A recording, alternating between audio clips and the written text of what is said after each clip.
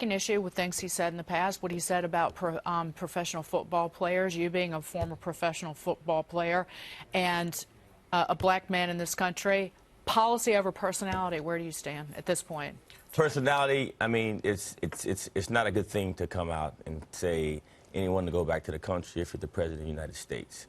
But I gotta say, I'm equally as ticked off at these four women and the entire Democratic Party, because to stand and make national crisis issues every time someone says something against you, and you just turn your eye at the fact that our inner city and urban areas are in crisis right now. I just left East Cleveland. I was in Baltimore 3 weeks ago. We're shooting each other in the streets. We're promoting gangs. We're promoting profanity. We're promoting prostitution to our little girls. And I'm talking about from the top performers in our nation. That's what they're seeing. Stand up against that.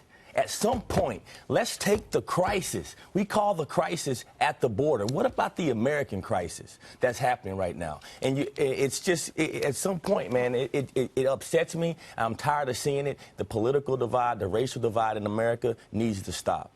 That was one of the issues that I raised, particularly with Alexandria Ocasio-Cortez and these Democratic congresswomen, is that they didn't vote for the humanitarian aid for individuals at the border, particularly children. Most of it was going to Health and Human Services to help individual immigrant children in this country, illegal immigrant children.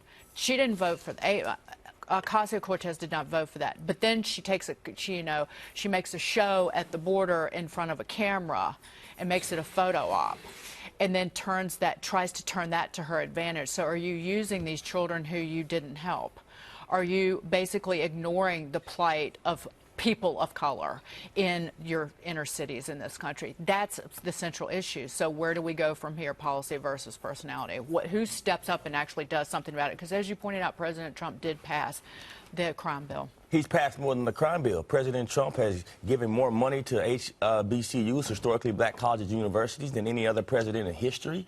You can go on and on. Look at what he's done with criminal justice reform. And they sit here in the top man in the Democratic Party is Joe Biden, who wrote the '94 crime bill, and you don't stand up against that and you keep your mouth shut. That's institutionalized racism right there.